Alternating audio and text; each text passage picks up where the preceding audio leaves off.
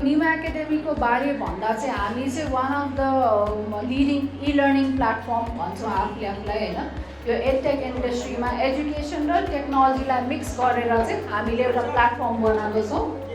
हाम्रो चाहिँ प्लेटफर्ममा तपाईहरु सबैले 𝗵𝗵𝗶𝗃𝗽𝗂𝗿 हाम्रो ब्रोशरहरुको पछाडी पनि छ, एउटा क्यूआर कोड कपीको पछाडी क्यूआर कोड पनि छ हैन। तपाईहरुले ल्यापटपबाट मोबाइलबाट हैन डेस्कटपबाट मजाले एक्सेस गरेर आफ्नो मोबाइल नम्बर राखेर साइन इन गर्नुभयो भने हामीले 7 डेजको फ्री कोर्सेसहरु चाहिँ दिएको छौँ हैन।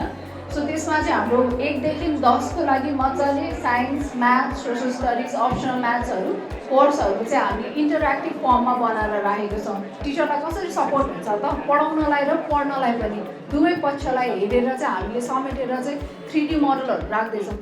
भिडियो देखाउँदै बच्चाहरूले कतिको ध्यान दिइरहेछ त भनेर चेक गर्नलाई चाहिँ हामीले बिचमा क्वेसन्स पनि राखिदिएको छौँ कि त्यो गर्दा कसो हुन्छ ध्यान दिइरहेछ कि छैन त भनेर टिचरले पनि एउटा इन्टरेक्टिभ पार्टमा चाहिँ क्वेसन आउँछ ल यसको आन्सर के हो त भन्नुस् भनेर त्यहाँ एउटा सरप्राइज क्विज जस्तो खेलाउन पनि मिल्यो कि क्लासैमा बच्चाहरूको इन्गेजमेन्ट बढाउन र इन्टरेक्टिभ बनाउनलाई हामीले कसरी रमाइलो गरी हामीले फन एन्ड लर्निङ एक्सपिरियन्स भन्छौँ 𝗵𝗵𝗶𝗃 त्यो चाहिँ हामीले फ्रुटफुल बनाउनलाई चाहिँ बच्चाहरूलाई कसरी एन्टरटेन गर्ने र एन्गेज गर्ने भन्ने पार्टमा यो सबै हामीले बनाएको भिडियोहरू तपाईहरुलाई 3D को एनिमेसन्सहरु राखेको छौँ हैन। सानो डिटेलिङहरुदेखि लिएर लेबलिङहरुदेखि आएर भिडियोहरु चाहिँ एक्सप्लेन गरेको छौँ हामीले। सो त्यही पार्टमा अब तपाईको एउटा टेस्टहरु छ भने बिचमा यसरी क्वेसन आउँछ। अब बच्चाहरूलाई चाहिँ यसो सोध्न मिल्यो कि क्लासमा कतिको ध्यान दिएको छ त भनेर the forebrain is the region of the brain भने पोस्टेरियर कि एन्टेरियर भन्ने क्वेसन गर्दाखेरि बच्चाहरूको के हुन्छ त आन्सर भनेर हामीले यसरी चेक पनि गर्न सक्छौँ। सो करेक्ट आन्सर चाहिँ हाम्रो एन्टेरियर रहेछ। बच्चाहरूले चाहिँ पोस्टेरियर गर्यो भने यहीँबाट नि एउटा लर्निङ्स पनि भयो, बच्चाहरूले सिकाइ पनि रहेछौँ होइन। सो सिमिलरली अर्को एउटा देखाउनु पर्दा चाहिँ हजुरहरूलाई अब हामीले मजाले क्विजहरू छ है, क्वेसन्सहरूकै पार्टमा कुरा गर्दाखेरि सो अघि मैले एउटा सेल्फ फर्मको देखाइरहेको थिएँ हजुरहरूलाई। यो चाहिँ हामी गेमहरू पनि राखेका छौँ होइन। यो चाहिँ हाम्रो गेम भन्दा मोर बच्चाहरूलाई कसरी राम्ररी देखाउने त 3D को पार्ट भनेर इन्टरेक्टिभ पार्टमा। अब अहिलेसम्म मैले पनि सेल्फ मत देखेको छुइनँ क्या, यत्रो वर्ष भइसक्यो देखेको भनेको किताबमा बायोलोजी किताबमा मात्रै देखेको छु कि मैले। तर बच्चाहरूलाई एटलिस्ट हाम्रो नेपालमै पाउने कुराहरू त देखाउन सक्नुपर्छ नि त हामीले। त्यो पार्टमा अब हामीले कतिसम्मको फ्लेक्सिबल हुन सक्छौँ, कति देखाउन सक्छौँ भन्ने पार्टमा चाहिँ त्यो कुराहरू पनि आफ्नो एक्सपिरियन्सहरू पनि इन्भल्भ गरेर चाहिँ देखाइरहेछौँ। यसरी चाहिँ अब मजाले बच्चाहरूलाई आफैले पनि मोबाइलमा घुमाएर कस्तो देख्दो रहेछ त सेल्फ मत घुमाइ हातैमा एक्सपिरियन्स नगरे पनि एउटा टचमा चाहिँ एक्सपिरियन्स गराउन खोजेको छौँ होइन। सो यसरी यो विङ्स हो, हामीले लेबलिङहरू गरेको छौँ होइन। सो नम्बर 2 चाहिँ तपाईँको एन्टेनाज हो। नम्बर 5 हाम्रो थोरासिक लेग हो भनेर देखाउन सकिन्छ। अब यसलाई बच्चाहरूलाई रमाइलो गर्नलाई चाहिँ अब उड्दाखेरि कसरी उड्छ त भन्ने पार्ट पनि हामीले राखेका छौँ होइन। अब तपाईँको यो भयो फिमेल सेल्फ मत। अब मेल र फिमेलमा कम्पेयर गर्नु पऱ्यो भने कस्तो देख्छ त भनेर हामीले कम्पेरिजन पनि राख्दैछौँ कि किन भन्दा हामीले पढ्दाखेरि मलाई याद छ क्लास 10 मा मेल र फिमेल सेल्फ मतमा के डिफ्रेन्सेस छ त भन्ने क्वेसन आउँथ्यो कि यस्तो भोग्नु पर्थ्यो होइन, कुन ठुलो कुन सानो कहिले याद हुँदैन। त्यो कुरा चाहिँ एक्सपिरियन्सले नै बताइदिन्छ बच्चाहरूलाई कसरी थाहा हुन्छ त फिमेल सेल्फ मत कस्तो देख्छ, मेल सेल्फ मत कस्तो देख्छ भनेर। कति मार्क्स अटेम्प्ट गर्यो त अनि बच्चाले कतिचोटि खेल्यो होइन, 10 चोटि खेलेर बल्ल 2 मार्क्स लिएर आएको छ, टाइम फ्रेम कति छ भनेर हामीले सबै नै ट्र्याक गर्न मिल्छ। यो चाहिँ टिचर्सहरूले पनि बच्चाको एक्टिभिटी र प्रोग्रेस ट्र्याक गर्न मिल्नेले चाहिँ हामीले यसरी चाहिँ सिस्टमहरू बनाएको छौँ। हजुरहरूले पनि एकचोटि 𝗵𝗵𝗶𝗃.com मा गएर मजाले चेक गर्न सक्नुहुन्छ है। हस्, थ्याङ्क यू सो मच। नमस्कार, मेरो नाम 𝗍𝗟𝗲𝗺 हो र म यस शिवपुरी माध्यमिक विद्यालयमा प्रधानाध्यापक रूपमा कार्यरत छु र म विगत 37 वर्षदेखि यस शिवपुरी माध्यमिक विद्यालयमा कार्यरत रहेको छु।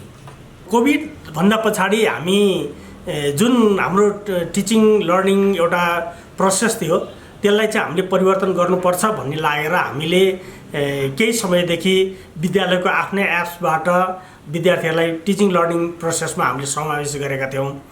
त्यसो हुँदाखेरि विद्यार्थीले पढ्ने जुन चाहिँ करिकुलमका कन्टेन्टहरू जुन छन् ती कन्टेन्टहरू चाहिँ विभिन्न किसिमको माध्यमको रूपमा कोही अडियो भिजुअलको रूपमा हुन सक्छन्, कोही भिडियोको रूपमा हुन सक्छन्, कुनै एनिमेसनको रूपमा हुन सक्छन्। त्यस्ता किसिमका कन्टेन्टहरू चाहिँ कहाँ पाइन्छ भनेर हामी विभिन्न स्रोतहरू खोज्दाखेरि चाहिँ हामीले निमा एकाडेमीमा चाहिँ हामीले त्यो स्रोत पायौँ र त्यसलाई चाहिँ हामीले एउटा विद्यालयमा एउटा शिवपुरी माध्यमिक विद्यालयलाई डिजिटल स्कुल बनाउनको लागि हामीले चाहिँ त्यो कन्टेन्टहरू लन्च गर्ने प्रक्रियामा छौँ र त्यसले चाहिँ लाग्छ विद्यार्थी भाइ बहिनीहरूको चाहिँ टिचिङ लर्निङ प्रोसेसलाई इफेक्टिभ बनाउने छ र हाम्रो टिचरहरूलाई पनि त्यो जुन डेलिभर गर्ने कुरामा चाहिँ यसले सहयोग पुग्नेछ भन्ने हामीले अपेक्षा लिएका छौँ। निमा एकाडेमीसँग कोल्याबोरेटिभ रूपमा हामी काम गर्दैछौँ। यसमा अहिले हामीले दुईवटा कामहरू गर्दैछौँ। एउटा चाहिँ हाम्रो विद्यालयलाई कसरी डिजिटलाइज गर्ने, हाम्रा कन्टेन्टहरू कसरी विद्यार्थीसम्म चाहिँ डिजिटली पुर्याउने र शिक्षकलाई कसरी त्यो डिजिटल कन्टेन्टको चाहिँ एक्सेस बढाउने भन्ने कुरामा हामी लागेका छौँ भनेदेखि विद्यार्थी भाइ बहिनीहरूको चाहिँ उत्सुकता, उनीहरूको क्रिएटिभिटीलाई चाहिँ अलिकति चाहिँ सपोर्ट गर्नको लागि चाहिँ हामीले बुट क्याम्प गर्दैछौँ र आशा छ यो दुईटै कार्यहरू चाहिँ सफल हुनेछ भन्ने हामीले अपेक्षा लिएका छौँ। हामीले सबै टिचरहरूलाई एक टिचर एक ल्यापटपको हामीले प्रक्रिया पुरा गरिसकेका छौँ। हाम्रा प्रत्येक शिक्षिकाज्यूहरूसँग ल्यापटप छ र हाम्रा विद्यार्थी भाइ बहिनीहरू पनि डिजिटल्ली अलिकति एक्टिभ नै हुनुहुन्छ र अब हाम्रो मुख्य काम भनेको चाहिँ हाम्रा कक्षा कोठाहरूलाई चाहिँ डिजिटलाइज गर्ने अथवा कक्षा कोठामा स्मार्ट बोर्डहरू हुनसक्छ अथवा टिभीहरू हुनसक्छ अथवा हाम्रा चाहिँ प्रोजेक्टरहरू राखेर हुनसक्छ। त्यसमा अडियो भिजुअलका मार्फतबाट विद्यार्थीले सिक्न नसकेका अलि एब्स्ट्र्याक्ट चिजहरू, जस्तो उदाहरणको लागि मान्छेको मुटुले कसरी काम गर्छ भन्ने कुराहरूलाई चाहिँ हामीले मुखले व्यक्त गर्नुभन्दा अथवा चित्रबाट व्यक्त गर्नुभन्दा एनिमेसन पिक्चरबाट नै हामीले बताउन सक्यो भनेदेखि विद्यार्थीले सहीसँग बुझ्न सक्ने, उनीहरूको चाहिँ त्यो जुन सम्झना शक्तिलाई चाहिँ लामो समयसम्म चाहिँ राख्न सक्ने भएको कारणले गर्दाखेरि त्यस्ता किसिमका एक्टिभिटी गर्नको लागि चाहिँ हामी यो शिवपुरी माध्यमिक विद्यालय चाहिँ डिजिटल रूपमा चाहिँ लान लागिरहेका छौँ। इलर्निङको बारेमा चाहिँ हामीले भन्दाखेरि अहिले हाम्रो नेपालमा पहाड, हिमाल, तराई विभिन्न क्षेत्रहरूमा समयमा पाठ्यपुस्तकहरू नपुग्ने, शिक्षकहरूले एकै किसिमका मेथडबाट पढाउन नसक्ने कारणले गर्दाखेरि चाहिँ सबै विद्यार्थी भाइ बहिनीहरूलाई त्यो कन्टेन्ट अथवा डिजिटल कन्टेन्ट अथवा चाहिँ त्यो जुन पढ्नुपर्ने करिकुलमका कन्टेन्टहरू पुगोस् भन्नको लागि चाहिँ अहिले विभिन्न किसिमका यो इलर्निङका कुराहरू आइरहेका छन्।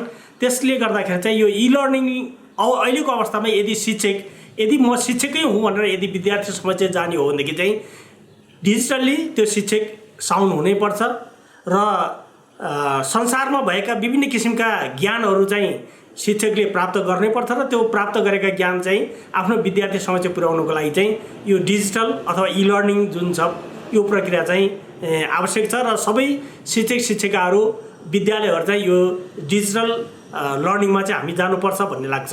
नमस्कार, म 𝗵𝗵𝗶 वडा अध्यक्ष काठमाडौँ महानगरपालिका वडा नम्बर 3। इलर्निङ अब हामीले सबै आधारभूत विद्यालयहरूमा सुरु गर्नुपर्छ भन्ने मान्यता राखेका छौँ। त्यसै सिलसिलामा काठमाडौँ महानगरपालिका वडा नम्बर 3 को एउटा चिरपरिचित असाध्यै गुणस्तरीय शिक्षा प्रदान गर्ने शिवपुरी माध्यमिक विद्यालयमा हाम्रो काठमाडौँ महानगरपालिका वडा नम्बर 3 को सहकार्यमा इलर्निङ कक्षा सञ्चालन भएको छ। हामी साह्रै उत्साही छौँ र सबै जनप्रतिनिधि साथीहरूलाई पनि हामी के अनुरोध गर्न चाहन्छौँ भने यो इलर्निङ को कक्षा सञ्चालन गरी विद्यार्थी भाइ बहिनीहरूलाई अधिकतम फाइदा लिदिन हुन र आफ्नो वडामा कार्यक्रम सञ्चालन गर्न पनि हामी विशेष अनुरोध गर्दछौँ। काठमाडौँ महानगरपालिका वडा नम्बर 3 र निमा एकाडेमीको सहकार्यमा शिवपुरी माध्यमिक विद्यालयमा हामीले डिजिटल रूपान्तरणको कार्यक्रम सञ्चालन गरेका छौँ। पक्कै पनि हाम्रा भाइ बहिनी विद्यार्थीहरू यसबाट लाभान्वित हुने कुरामा काठमाडौँ महानगरपालिका 3 वटा विश्वस्त छ। यसमा सर्वप्रथम त ल्याबहरूको आवश्यकता हुन्छ र हाम्रो शिवपुरी माध्यमिक विद्यालयमा यसको सम्पूर्ण पूर्वाधारहरू पूर्ण तयारीको रूपमा छ र यो अबको युग भनेको प्रविधिको युग हो, इन्टरनेटको युग हो।